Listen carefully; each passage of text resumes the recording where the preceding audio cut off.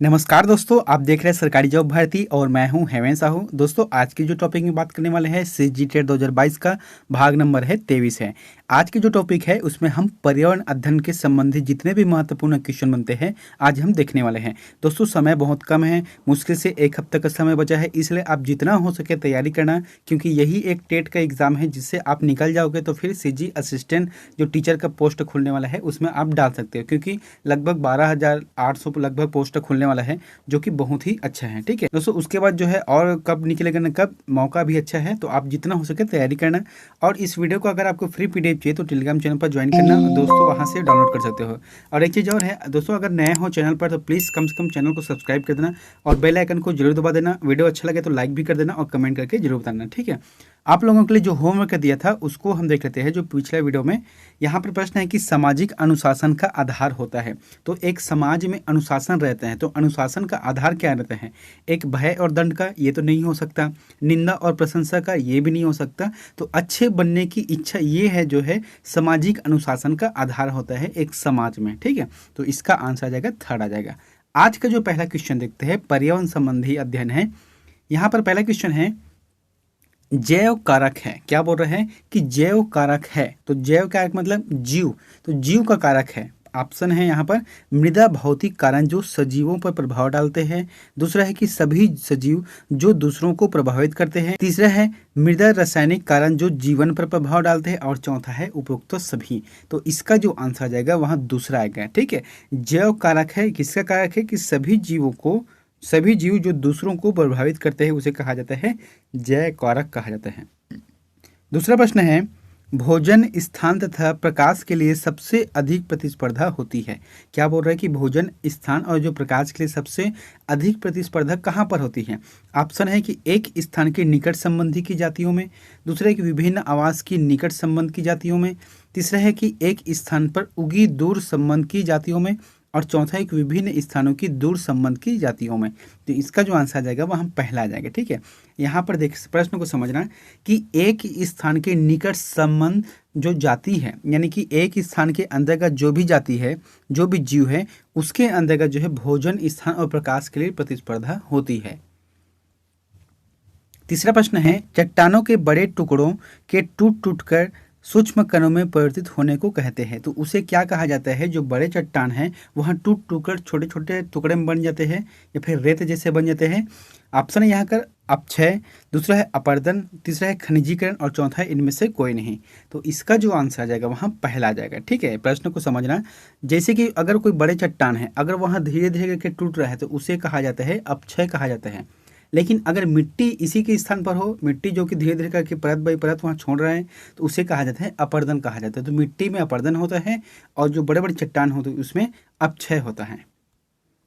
चौथा प्रश्न है चरने वाले जंतु वनस्पति का प्रकार बदल देते हैं। तो जो चरने वाले जंतु रहते हैं तो वनस्पति का प्रकार कैसे बदल देते हैं? ऑप्शन है पर परागकण द्वारा, दूसरा है अन्य पौधों की बीजों को लाकर, तीसरा है कि वर्णात्मक चराई द्वारा और उपरोक्त में से कोई नहीं। तो इसका जो है इसका जो आंसर लिया गया है इसका थर्ड आ जाएगा। ठीक है, थर्ड ऑप्शन है कि वर्णात्मक चराई के माध्यम से वनस्पति का आकार बदल देते हैं चरने वाले पशु। पांचवा प्रश्न है कि एक पौधे तथा उसकी जाति के पौधे के वातावरण के बीच संबंधों के अध्ययन को कहते हैं। क्या बोल रहा है यहाँ पर? प्रश्न को समझना कि एक पौधे अथवा उसकी जाति के पौधों का वातावरण के संबंध के बीच में जो संबंध है उसके अध्ययन को क्या कहा जाता है? ऑप्शन है यहाँ पर स्वपारिस्थितिकी, समपारिस्थितिकी, जिन पारिस्थितिकी या फिर इनमें से कोई नहीं। तो इसका जो आंसर आ जाएगा स्वपारिस्थितिकी। अगर पूरे वातावरण का अध्ययन करना है उसे कहा जाता है पारिस्थितिकी कहा जाता है, लेकिन सिर्फ एक ही जाति का के बारे में अध्ययन करना है तो उसे कहा जाता है स्वपारिस्थितिकी कहा जाता है। छठवां प्रश्न है पृथ्वी की आकृति से संबंधित पारिस्थितिकी कारकों को कहते हैं। तो पृथ्वी की जो आकृति है उससे संबंधित जो कारक है उसे क्या कहा जाता है? ऑप्शन है यहाँ पर जलवायु है, दूसरा है कि जैविक है, तीसरा है स्थलाकृति है और चौथा है मृदेयी है। ठीक है, यहाँ पर मृदा आ जाएगा, है ना, मृदेयी है। तो इसका जो आंसर आ जाएगा वहाँ मृदेयी आ जाएगा यहाँ पर, जिसे मृदा भी कहा जाता है। सातवां प्रश्न है पारिस्थितिकी तंत्र की सर्वप्रथम विचारधारा दी। बहुत ही इंपॉर्टेंट प्रश्न है और प्रश्न को अच्छे से समझना। मैं यहाँ पर आप लोगों को बहुत ही आसानी शब्द में बताता हूँ, ठीक है। यहाँ पर क्या बोला गया है कि पारिस्थितिकी तंत्र की सर्वप्रथम विचारधारा दी, तो किसने दी है? इसका जो आंसर आ जाएगा A.G. टेंसले। A.G. टेंसले ने सर्वप्रथम इसकी विचारधारा दी। लेकिन प्रश्न क्या आता है कि सर्वप्रथम पारिस्थितिकी शब्द का प्रयोग किसने किया था? तो इसका आंसर आ जाएगा रेटर ने किया था, जिसे कभी कभी रीटर के नाम से भी दिया रहता है, ठीक है, रीटर के नाम से भी दिया रहता है। अब प्रश्न को समझना, मान लो जो किसी कार्य को करना है, ठीक है, तो उस कार्य करने के लिए जो विचारधारा लाया है वह कौन है? टेंसले हैं। लेकिन उस जो कार्य करने की जो विचारधारा है उसको प्रॉपर किसी नाम से संबोधित करना है, तो उस नाम से किसने संबोधित किया है? रेटर ने किया है। तो इस तरीके से है, ठीक है। विचारधारा किसने दिया है? A.G. टेंसले ने दिया है। लेकिन उसका सर्वप्रथम जो शब्द है, जो पारिस्थितिकी जो शब्द है, उसे रेटर या फिर रीटर ने दिया है। 8वां प्रश्न है, खाद्य श्रृंखला में मनुष्य है, तो मनुष्य खाद्य श्रृंखला में क्या है? उसकी मतलब पोजीशन कौन सी है? उत्पादकता की है, उपभोक्ता की है, अपघटक की है, या फिर इनमें से कोई नहीं है? तो इसका जो आंसर आ जाएगा उपभोक्ता, ठीक है। ना तो मनुष्य उत्पादक कर सकता है ना अपघटन कर सकते हैं। इसका जो आंसर आएगा उपभोक्ता है। मनुष्य सिर्फ उपभोग कर सकता है। 9वां प्रश्न है कि हरे पौधे प्रकृति में हैं। क्या बोल रहा है कि जो हरे पौधे हैं वह प्रकृति में है, जो पृथ्वी में है हरे पौधे, वो कौन सा है? उत्पादक है कि उपभोक्ता है कि दोनों है या फिर इनमें से कोई नहीं? तो इसका आंसर आ जाएगा उत्पादक है। हरे पौधे जो है उत्पादक है, वहाँ स्वयं से भोजन बनाते हैं, ठीक है। उसे जो स्वयं से भोजन बनाते हैं उसे कहा जाता है उत्पादक कहा जाता है। पेड़ पौधे जो रहते हैं वो अपने खुद से स्वयं से भोजन बनाते हैं, सिर्फ एक को छोड़कर, अमर बेल को, है ना, वह जो है दूसरे पौधे के भोजन को मतलब स्वयं ग्रहण करता है। 10वां प्रश्न है, खाद्य श्रृंखला प्रारंभ होती है, तो खाद्य श्रृंखला कहाँ से प्रारंभ होती है? ऑप्शन है प्राथमिक उपभोक्ता से, दूसरा है कि द्वितीयक उपभोक्ता से, तीसरा है कि अपघटक से, चौथा है उत्पादक से। तो स्वाभाविक बात है जो खाद्य श्रृंखला है वहाँ उत्पादक से प्रारंभ होती है। दोस्तों ये प्रश्न खाद्य श्रृंखला से बहुत बार आते हैं, तो यहाँ पर जो टिप करके कुछ एक्स्ट्रा पॉइंट लिखा हूँ, आप इसको एक बार समझ लोगे तो आपका जो भी अगर आता है यहाँ पर खाद्य श्रृंखला से संबंधित क्वेश्चन हल हो जाएगा, ठीक है। अब यहाँ पर समझना प्रश्न को, इसको जो वैज्ञानिक ने अलग अलग पार्ट में बांटा है। तो देखो यहाँ पर उपभोक्ता निम्न प्रकार के हो सकते हैं। कौन कौन से? सबसे पहला है उत्पादकता। ये जो है किसी श्रेणी में नहीं आता। उत्पादकता मतलब प्रकृति द्वारा जो प्रदत्त है, जैसे कि घास है, पेड़ पौधे है, या फिर उससे प्राप्त जो फल है उसे कहा जाता है उत्पादकता, ठीक है। अब सबसे पहली बात है कि प्राथमिक उपभोक्ता। तो प्राथमिक उपभोक्ता किसे कहा जाते हैं?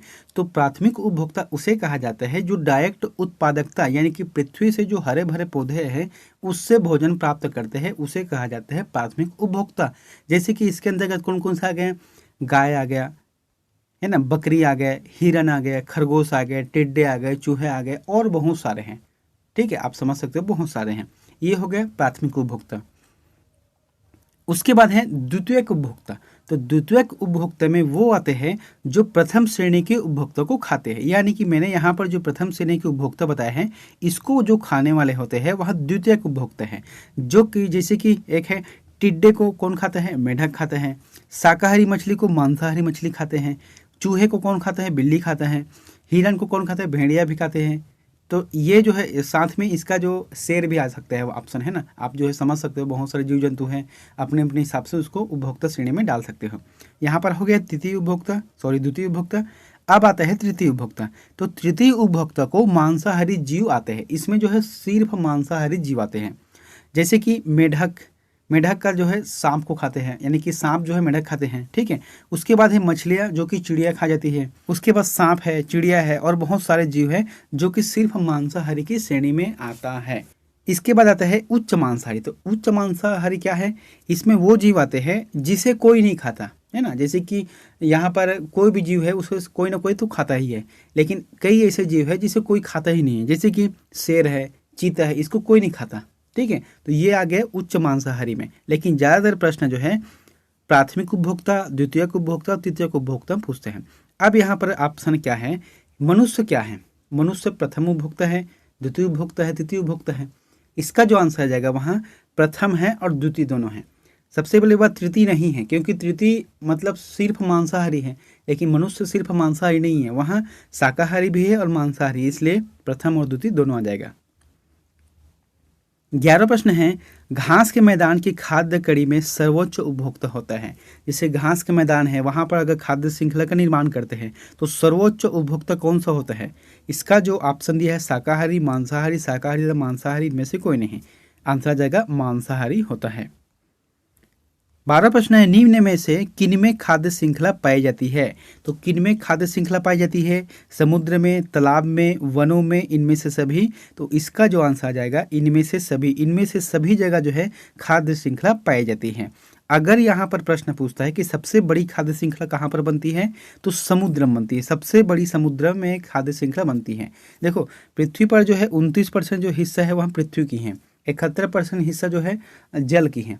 तो जल की जो है कहा जाता है कि अगर समुद्र को 100% के हिसाब से डिवाइड करेंगे तो मुश्किल से 15% के हिस्से में अभी तक वैज्ञानिकों ने खोज किया है, और उसमें इतनी बड़ी जो विशाल श्रृंखला में खाद्य श्रृंखला बनता है जिसका वर्णन नहीं किया जा सकता। अब सोचो कि इसका 100% कितना होगा। इसलिए जो है खाद्य श्रृंखला की सबसे बड़ी इकाई अगर देखा जाए कहाँ पर बनता है, तो समुद्र में ही बनता है। 13वां प्रश्न है, घास स्थलीय पारिस्थितिकी तंत्र में खाद्य श्रृंखला का सही क्रम है। जैसे कि घास में पारिस्थितिकी तंत्र निकालना है खाद्य श्रृंखला का, तो उसमें कैसे बनेगा? यहाँ पर जैसे घास है, घास को कौन खाता है? टिड्डे। टिड्डे को सांप खाता है, सांप को मेढक खाता है, ये नहीं हो सकता। दूसरा क्या है, घास, घास को कौन खाता है? टिड्डे खाते हैं। टिड्डे के बाद मेढक, ये बात ठीक है। मेढक को सांप खाता है, सांप को बाज खाता है, ये जो सही है। इसलिए जो इसका आंसर आ जाएगा, जो क्रम में लिखा है वहाँ दूसरा सही आ जाएगा। ठीक है। 14वां प्रश्न है कि एक खाद्य श्रृंखला में सर्वाधिक संख्या में होते हैं। तो एक जो खाद्य श्रृंखला रहते हैं उसमें सर्वाधिक रूप से क्या होते हैं? तो इसका आंसर क्या आ जाएगा? यहाँ पर प्राथमिक उपभोक्ता आ जाएगा। ठीक है दोस्तों, यहाँ पर जो उत्पादक हो गए हैं इसको काट देना है, यहाँ पर उपभोक्ता आ जाएगा। ठीक है, प्राथमिक उपभोक्ता है, द्वितीयक उपभोक्ता है, अपघटक है, तृतीयक उपभोक्ता है। तो इसका जो आंसर आ जाएगा, खाद्य श्रृंखला में सर्वाधिक रूप से प्राथमिक उपभोक्ता पाते हैं जो कि डायरेक्ट हरे पौधे को खाते हैं। तो इसका जो आंसर आ जाएगा वहाँ पहला आ जाएगा, और यहाँ पर जो उत्पादक है उसको सुधार लेना, यहाँ पर उपभोक्ता आ जाएगा। सॉरी, यहाँ पर जो है प्राथमिक उपभोक्ता आ जाएगा। ठीक है। 15 प्रश्न है, पृथ्वी पर अधिकांश शुद्ध पीने योग्य जल किस रूप में उपलब्ध है? यानी कि पृथ्वी पर जो पीने लायक पानी है वहाँ अधिकांश रूप से कहाँ पर उपलब्ध है? ऑप्शन है कि वाष्प और बादल के रूप में, दूसरा है झरना और नदी के रूप में, तीसरा है समुद्रों के जल में, या फिर चौथा है हिमशैल। तो इसका जो आंसर आ जाएगा वहाँ हिमशैल के रूप में है। हिमशैल के रूप में, यानी कि बर्फ के रूप में जो शुद्ध जो पीने लायक पानी है वहाँ हिमशैल के रूप में विद्यमान है। ठीक है, और जो है समुद्र के पानी को तो पी नहीं सकते, और इसके अलावा और है जो भूगर्भ में रहता है पानी उसे पी सकते हैं, लेकिन उसकी जो मतलब कह सकते हैं उसकी प्रतिशत है वहाँ हिमशैल से बहुत कम है। 16 प्रश्न है, विटामिन ऐसे पदार्थ है जो, क्या बोल रहे हैं कि विटामिन ऐसे पदार्थ है जो, ऑप्शन है कि हिंताजन्य रोगों से बचाव के लिए थोड़ी मात्रा में आवश्यकता है, दूसरा है कि हमारी उपापचय दर बढ़ाकर भार में कमी लाते हैं, तीसरा है कि स्वास्थ्य रहने के लिए दवाई के रूप में लिए जाते हैं, चौथा है कि पसलियों का विकास करके हमें ताकतवर बनाते हैं। यहाँ पर पसलियों आ जाएगा। ठीक है, तो इसका आंसर क्या आ जाएगा? पहला आ जाएगा। ठीक है, विटामिन का ऐसे पदार्थ है जो मनुष्य के शरीर में, चाहे कोई भी हो, जीव के शरीर में हिंताजन्य रोगों से बचाव करता है और थोड़ी मात्रा में उसे आवश्यकता देती है। देखो, हमारी जो शरीर है वहाँ जितने भी आवश्यक तत्व चाहिए वहाँ खुद से जनरेट कर लेते हैं, लेकिन विटामिन नहीं कर पाता। तो विटामिन को जो है अलग से लिया जाता है। इसलिए आप देखना, कभी भी कोई बीमार पड़ता है तो क्या करता है डॉक्टर? सबसे पहले मल्टीविटामिन का टेबलेट देते हैं। क्यों? क्योंकि जो शरीर रहता है वहाँ विटामिन को जनरेट नहीं कर पाता। तो विटामिन जैसे कि ए है, बी के फिर पार्ट है, सी है, डी है, के है, तो इस तरीके का जो विटामिन है वहाँ अलग से दिया जाता है जो कि उनके हिंताजन्य यानी कि उसके जो रोगों को ठीक कर सकते हैं। 17 प्रश्न है कि सागरी खरपतवार किसका महत्वपूर्ण स्रोत है? जो सागर में पाए जाते हैं खरपतवार वहाँ किसका महत्वपूर्ण स्रोत है, यानी कि उसमें क्या पाया जाता है? ऑप्शन है क्लोरीन है, ब्रोमीन है, आयोडीन है, लोहा है। इसका जो आंसर आ जाएगा आयोडीन पाया जाता है। 18वां प्रश्न है कि पोलियो का कारक है, तो पोलियो किसका कारक है? यहाँ पर जीवाणु है, विषाणु है, कवक है, कीट है। तो विषाणु के कारक से जो है पोलियो होता है। नेक्स्ट प्रश्न है 19वां प्रश्न है कि पल्स पोलियो कार्यक्रम का उद्देश्य है। पल्स पोलियो का जो कार्यक्रम पिलाया जाता है बीच बीच में साल में 2 बार, तो वहाँ जो है उद्देश्य है इसका क्या है? उद्देश्य क्या है इसका? ऑप्शन है कि पोलियो का उपचार करना है, दूसरा है कि पोलियो से उत्पन्न लकवा को रोकना है, तीसरा है कि पोलियो का संपूर्ण उन्मूलन करना है, और चौथा है उपरोक्त सभी। तो इसका आंसर आ जाएगा उन्मूलन करना है, यानी कि पल्स पोलियो का जो कार्यक्रम है वहाँ पोलिया से ग्रसित जो रोग है, यानी कि उससे जो होने वाली बीमारी है उसे रोकना है, उसका उन्मूलन करना है। 20वां प्रश्न है, बच्चों में वयस्कों की अपेक्षा अधिक कैल्शियम की आवश्यकता होती है, क्योंकि? देखो यहाँ पर प्रश्न क्या बोला गया है, एक बच्चा में सबसे ज़्यादा कैल्शियम की आवश्यकता होती है बुजुर्गों की अपेक्षा, यानी कि जो वयस्कों की अपेक्षा कह रहे हैं। ऑप्शन क्या है कि बच्चों में कैल्शियम नहीं पाया जाता है, दूसरा है कि बच्चे कैल्शियम युक्त पदार्थों को आसानी से पचा नहीं पाते हैं, तीसरा है कि बच्चों की निरंतर वृद्धि होती रहती है, और चौथा है उपरोक्त सभी। तो इसका जो आंसर आ जाएगा वहाँ थर्ड आ जाएगा। ठीक है, बच्चों की निरंतर वृद्धि होती रहती है। क्या बोला गया है, देखो आप लोग इंटरनेट में सर्च मारना तो देखना कि बच्चों में जो वृद्धि है, यानी कि हमारे जो शरीर की वृद्धि है वहाँ 18 से 20 वर्ष तक ही हाइट बढ़ता है।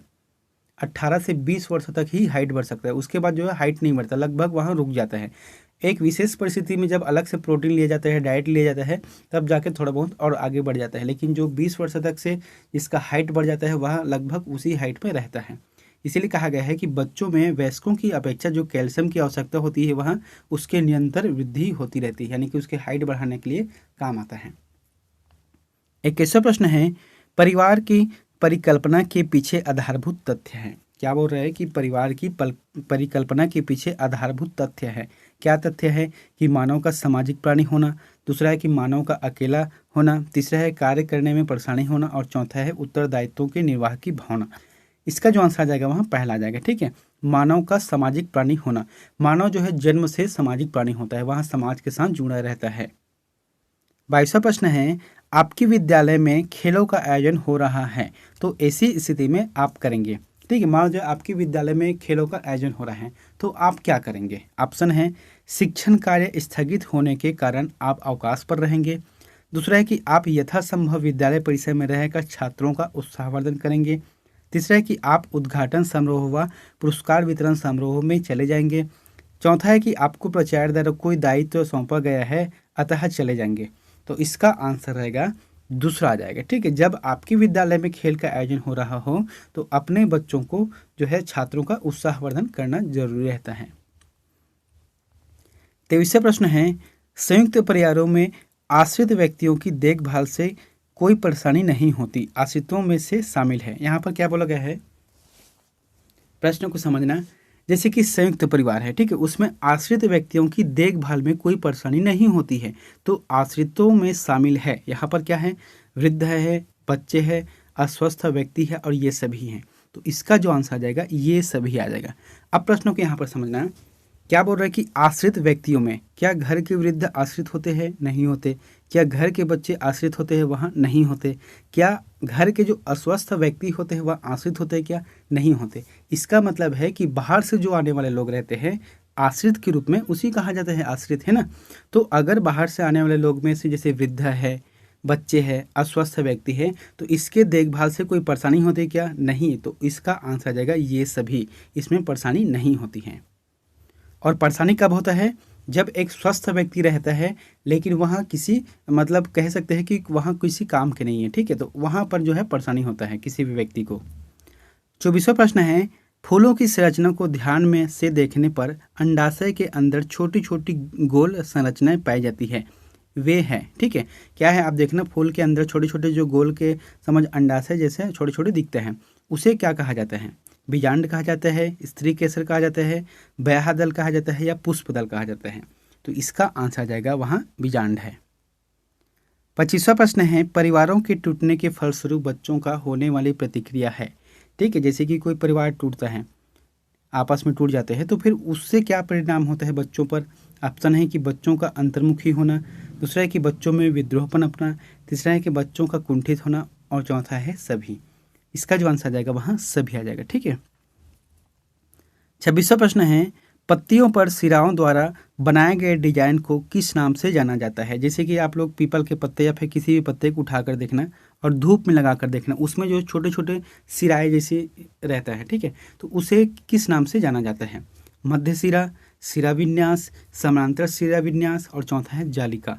तो इसका आंसर आ जाएगा वहाँ सिरा विन्यास के रूप में जाना जाता है। 27वां प्रश्न है, पंखुड़ियों के अंदर फूल के बीच में कुछ पतली पाउडर जैसी रचनाएं दिखाई देती है, उन्हें कहते हैं। तो उसे क्या कहा जाता है? जैसे कि वर्तिकाग्र है, परागकोश है, पराग है या फिर मूलांकुर है। इसका जो आंसर जाएगा पराग कहा जाता है। जैसे कि आप लोग एक चीज़ फूल को देखना, दसमत के फूल को है ना, 5 पकड़ी या फिर जितने भी पकड़ी है उसको, उसके पत्ते को निकाल के देखना, और जो नीचे में रहता है पीला पीला जैसे रहता है, जो पाउडर जैसे रहता है थोड़ा सा, उसे कहा जाता है परागकण कहा जाता है। 28वां प्रश्न है, भ्रमण द्वारा शिक्षा का अर्थ है। क्या बोल रहा है कि भ्रमण जो करते हैं वह शिक्षा का अर्थ है, किस अर्थ का है? ऑप्शन है कि विद्यालय से बाहर का अनुभव प्राप्त करना है, दूसरा है कि अप्रत्यक्ष रूप से अनुभव है, तीसरा है विद्यालय की कक्षा में शिक्षा देना है, चौथा है उपरोक्त में से कोई नहीं। तो इसका जो आंसर आ जाएगा वहाँ पहला आ जाएगा। ठीक है, विद्यालय से बाहर का अनुभव प्राप्त करना है, भ्रमण द्वारा यही शिक्षा का अर्थ है। 29वां प्रश्न है, वह क्रियाकलाप जिसमें चिड़ियाघर का उपयोग किया जा सकता है। बहुत ही अच्छा है। जैसे कि चिड़ियाघर का जो क्रियाकलाप है, ठीक है, वहाँ पर जाकर अगर क्रियाकलाप करते हैं तो उसे क्या कहा जाता है? ऑप्शन है प्रयोग दर्शन है, ऑप्शन है प्रयोग प्रदर्शन है, अन्वेषण है, शैक्षणिक भ्रमण है या फिर प्रयोजना है। तो इसका जो आंसर आ जाएगा क्या आ जाएगा? शैक्षणिक भ्रमण कहा जाता है। जैसे कि कोई चिड़ियाघर में जाकर घूम रहे हैं, अपने क्रियाकलाप कर रहे हैं, तो उसे कहा जाता है शैक्षणिक भ्रमण के अंतर्गत कहा जाता है। 30वां प्रश्न है कि सामाजिक विज्ञान में अध्ययन किया जाता है, तो सामाजिक विज्ञान के तहत किसका अध्ययन किया जाता है?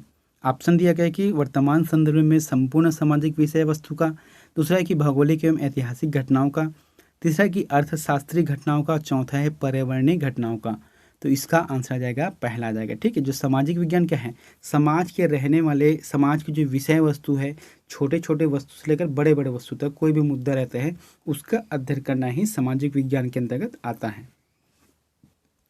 दोस्तों 31वां क्वेश्चन आप लोगों के लिए होमवर्क है, तो इसका आंसर प्लीज़ कमेंट बॉक्स पर जाकर जरूर बताना। आप लोगों को कमेंट करना चाहिए, क्योंकि आप लोग जो इतना सारा पढ़ रहे हो तो फिर इससे पता चलता है कि जो आंसर बताया हो वह सही कि नहीं है। ठीक है, आप लोग इसका कमेंट जरूर बताना। यहाँ पर प्रश्न है, वन्य प्राणी सप्ताह प्रति वर्ष मनाया जाता है। तो प्रति वर्ष जो मनाया जाता है वन्य प्राणी सप्ताह, वह किस समय मनाया जाता है? इस प्रश्न को मैंने पहले बता दिया है, आप लोग बताना कि नवंबर के प्रथम सप्ताह में, दूसरा है अगस्त के प्रथम सप्ताह में, अक्टूबर के प्रथम सप्ताह में, और चौथा है जुलाई के प्रथम सप्ताह में। इन चारों में से जो भी ऑप्शन आपको सही लगता है तो प्लीज़ कमेंट बॉक्स पर जाकर जरूर कमेंट करें। और दोस्तों वीडियो अच्छा लगा तो चैनल को सब्सक्राइब कर देना, बेल आइकन को जरूर दबा देना। मिलते हैं नेक्स्ट वीडियो में एक नई जानकारी के साथ। Thank you.